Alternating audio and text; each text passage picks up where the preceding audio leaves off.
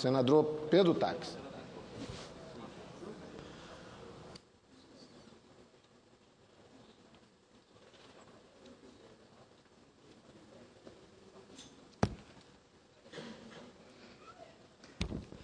Senhor presidente, senhoras senadoras, senhores senadores, amigos que nos acompanham pela Agência Senado, amigos das redes sociais.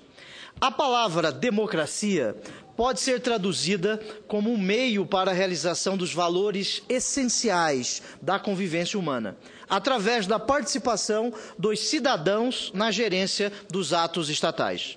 Todavia, não podemos falar que hoje existe uma relação direta entre os programas e práticas governamentais e a expressão da vontade popular que os legitima. Encontrar novos rumos da democracia representativa, tendo em vista a necessária aproximação entre representantes e representados. Isso pressupõe a possibilidade de uma efetiva troca de argumentos dos cidadãos entre si e entre seus representantes, para que sejam construídas opções políticas melhores, mais transparentes e mais legítimas. Esse é o desafio, senhor presidente. Desde que ingressei nesta casa, tenho apresentado projetos com o intuito de fornecer ao cidadão do estado de Mato Grosso, o estado que, para minha honra, me mandou para cá, e de todo o Brasil, instrumentos que fortaleçam a nossa democracia. Instrumentos que tornem membros participantes da sociedade em que vivem. Listo agora, senhor presidente, algumas destas iniciativas. No início deste ano, apresentei o projeto de resolução do Senado, número 8, de 2013, que altera, senadora Ana Amélia, o artigo 291 do regimento interno desta Casa, para determinar que as votações secretas no Senado Federal só ocorrerão nos casos previstos na Constituição. Senhores senadores, como esconder, por exemplo, a nossa escolha para um cargo que afeta até mesmo a linha sucessória presidencial? É incompreensível para a opinião pública a utilização do voto secreto para decisões parlamentares que afetam de tal maneira a política brasileira, como acontece na eleição para presidente desta Casa. O sistema parlamentar constitucional brasileiro, apesar de prever exceções, sempre manteve como regra o voto aberto e público. O voto secreto surgiu como meio de proteger a independência do representante popular em relação ao poder dos dirigentes de forças políticas dominantes. No entanto, o atual estágio de amadurecimento democrático do país faz com que a ocultação do voto sem prévia autorização constitucional se torne uma contradição no sistema e, portanto, uma inconstitucionalidade. É por isso que proponho a adequação do regimento interno à Constituição de 1988. Se o deputado ou senador, como mandatário do eleitor, destoa do pensamento do seu eleitorado, será punido nas urnas por esta falta. Para que essa conformidade seja aferida, senhor presidente, é necessário o conhecimento da manifestação do parlamentar, ou seja, o seu voto, de que maneira ele expressou a sua vontade. Tamanha a importância da proposta que os movimentos sociais já se mobilizaram. Mais de 350 mil brasileiros, repito, mais de 350 mil brasileiros assinaram um abaixo-assinado digital, denominado Voto Aberto Já, lançado pela comunidade online Avaz. A meta é atingir 500 mil de assinaturas.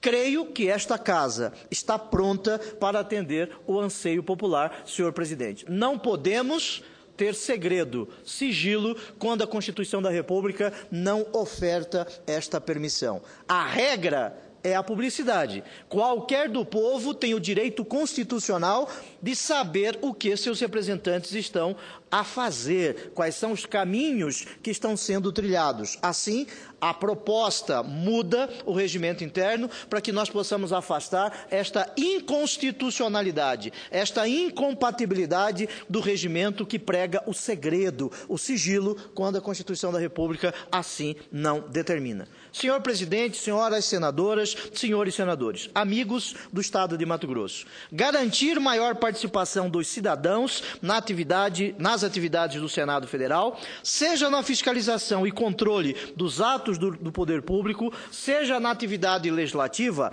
é o que propõe outro projeto de resolução do Senado que apresentei esse ano, o de número 19, que traz a democracia direta ou dialógica a esta casa, senhor presidente. A ideia é criar um sistema online, um login cidadão, para que as pessoas possam apresentar propostas legislativas e de fiscalização.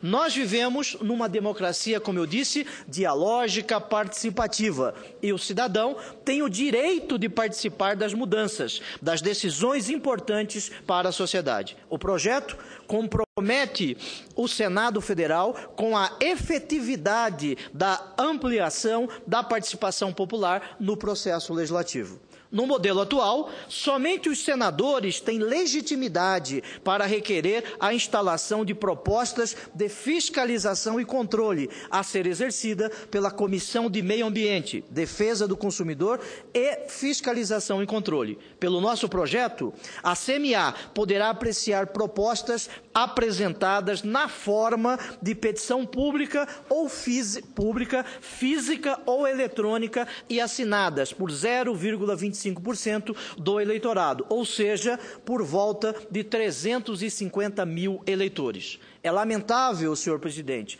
que nos últimos 10 anos, somente 19 propostas de fiscalização e controle foram apresentadas. Somente 19. Nos últimos 3 anos, nenhuma proposta foi apresentada na Comissão de Meio Ambiente e Fiscalização.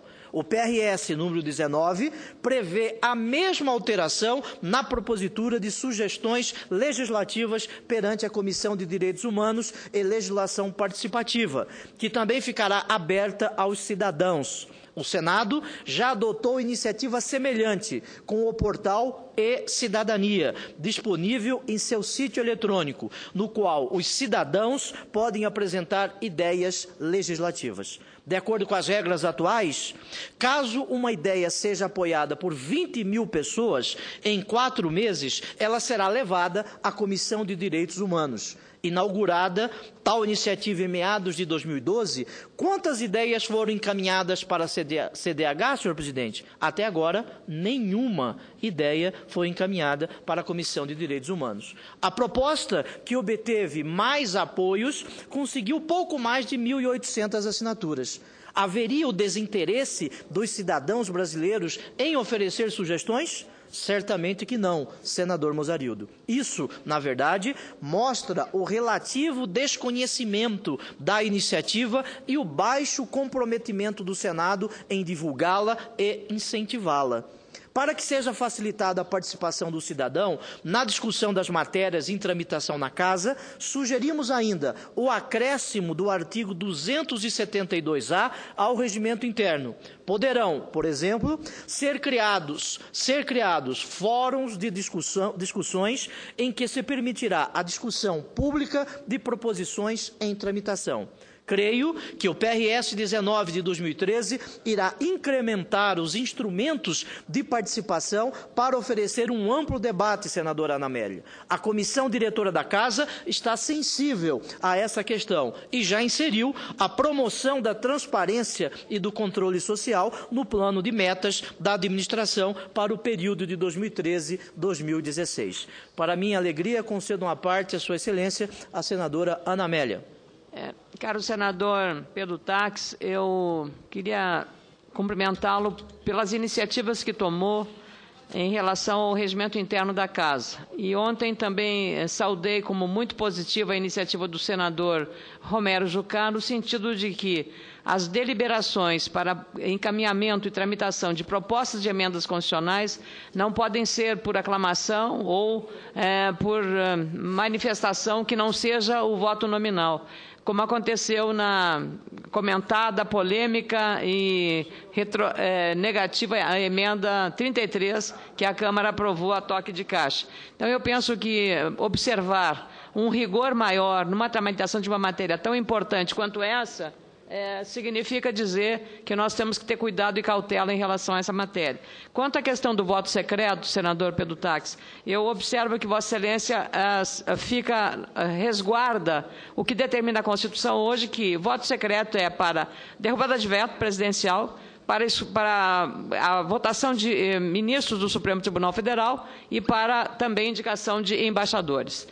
Nesses 3 casos, eu penso que talvez, a única questão ainda que a gente possa sofrer algum constrangimento é a questão da derrubada de veto, que o poder do governo está se vendo agora é ilimitado. Quem tem a caneta e o diário oficial na mão pode quase tudo, né? Só não pode decidir sobre a vida, mas o resto pode quase tudo.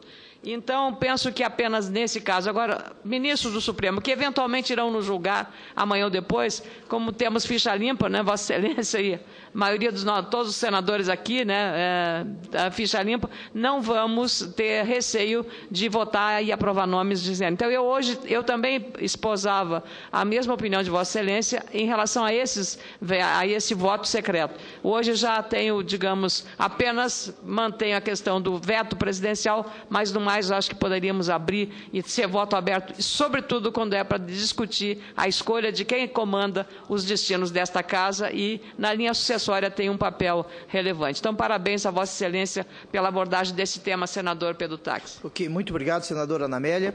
É que a Constituição da República estabelece algumas exceções. Em relação a estas exceções, nós já apresentamos uma proposta de emenda à Constituição. Agora, o regimento interno desta casa estabelece que a eleição para presidente do Senado e para presidente das comissões, a eleição também se faz de forma sigilosa, de forma secreta, o que não se encontra na Constituição Federal. Por isso, a necessidade de alteração do regimento interno, não da Constituição. Eu sou favorável ao voto aberto, inclusive na Constituição, mas para isso já apresentamos uma proposta de emenda à Constituição. Aqui, nós só precisamos modificar o regimento interno, porque nós teremos uma eleição daqui a 1 ano e meio para a presidência desta casa. Melhor que aquele senador que deseja votar neste ou naquele possa identificar e pagar o preço ou não pelo seu voto. Porque nós vimos nas eleições passadas, nós acompanhamos nas eleições passadas, verdadeiros sorteios para saber quem votou em quem.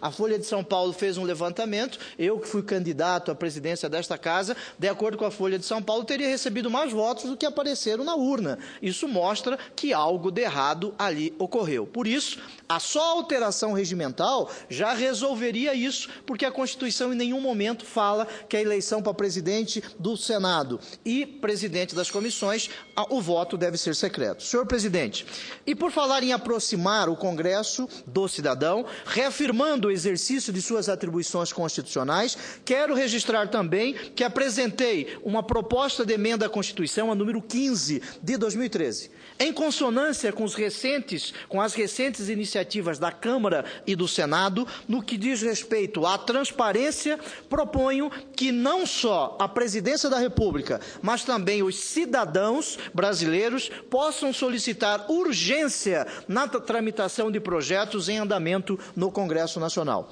O artigo 14 da Constituição Federal estabelece a iniciativa popular como um instrumento de democracia direta, em conjunto com o plebiscito e o referendo.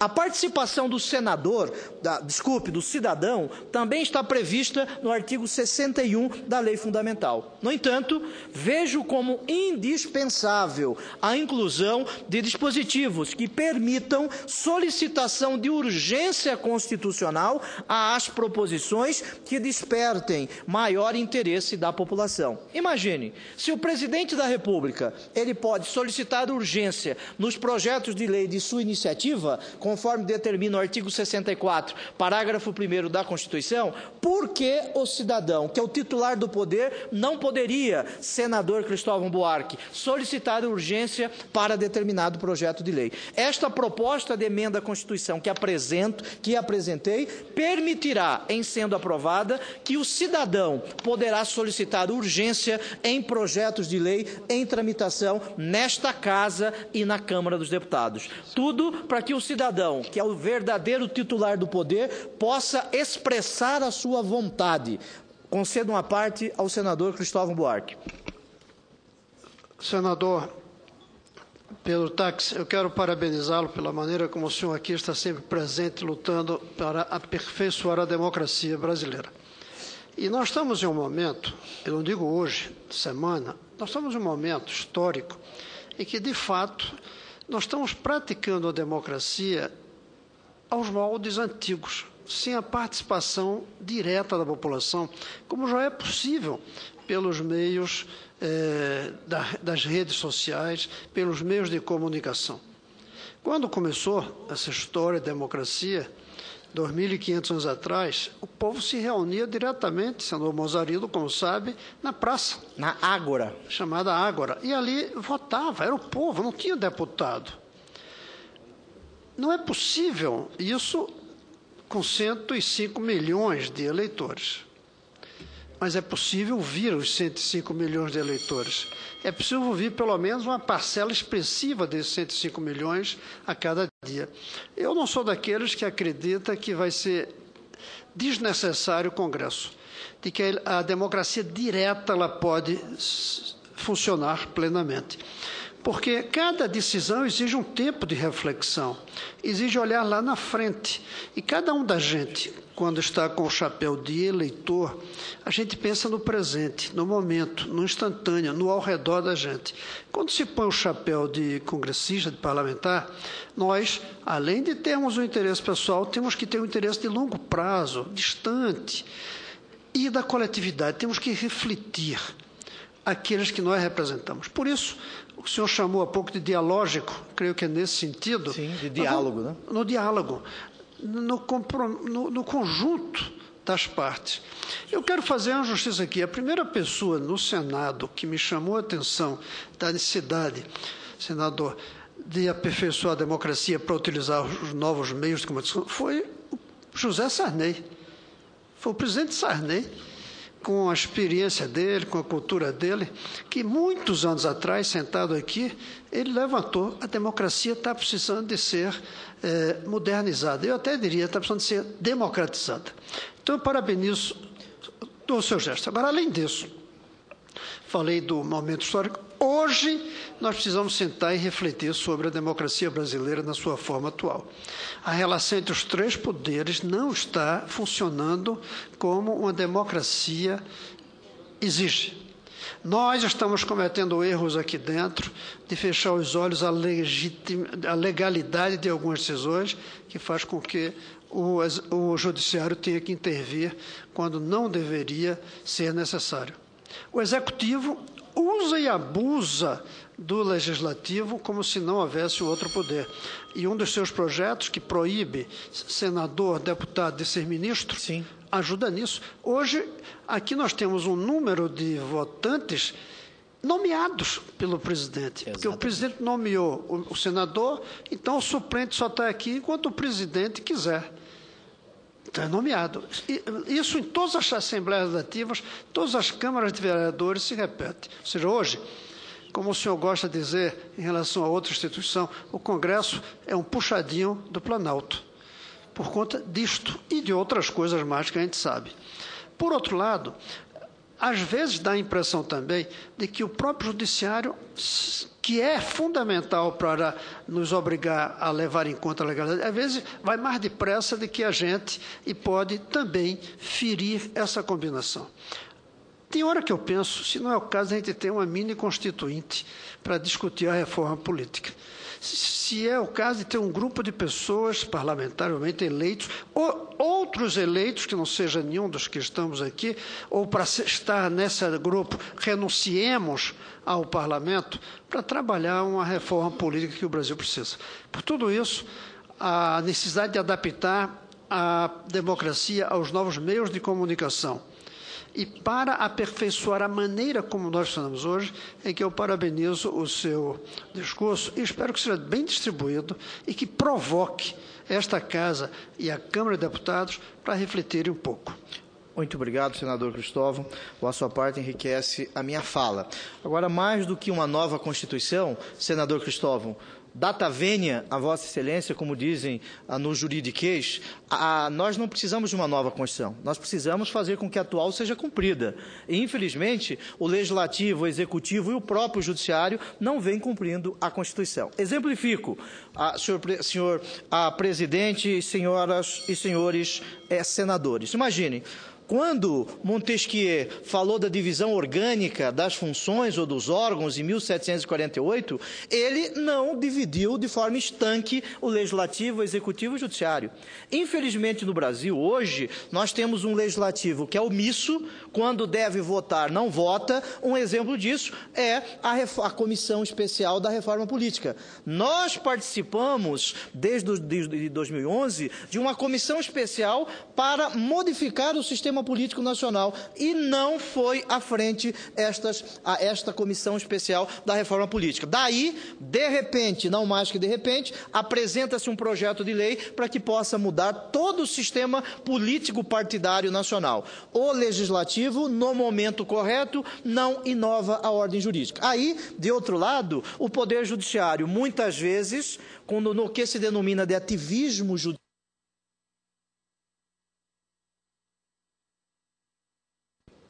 o Poder Judiciário, ele vai para cima das atribuições do Poder Legislativo. O que está ocorrendo hoje, senador Cristóvão Buarque, é um namoro com o autoritarismo. Um misto entre o namoro com o autoritarismo e a omissão do Congresso Nacional. Assim, senhor presidente, já parto para o final da minha fala. A última proposta que eu fiz referência, 1% do eleitorado nacional, distribuído por pelo menos 5 estados, com não menos de 0,3% dos eleitores de cada um dos estados, poderá solicitar que a proposição tramite em regime de urgência, semelhante à requerida pela presidência. Nesse sentido, o Congresso Nacional poderá captar com mais facilidade o interesse popular, buscando a construção da legislação de forma segura, célere e democrática. Assim, senhor presidente, isso já existe na Constituição da Argentina, já existe na Constituição do Uruguai, na Constituição da Colômbia. Nestas constituições já existem regimes de urgência, tal qual estes que nós estamos aqui a apresentar. O Brasil deve seguir essa tendência. Nossa Constituição foi chamada de Carta Cidadã, exatamente pelo fato de estarem nela presentes os mecanismos de expressão das vontades populares. A cidadania é o grande fator de legitimação do povo e o que se quer e se pretende com essas medidas legislativas é deixar claro que o povo está apto a fiscalizar e participar da elaboração e execução dos programas públicos. Muito obrigado, senhor presidente.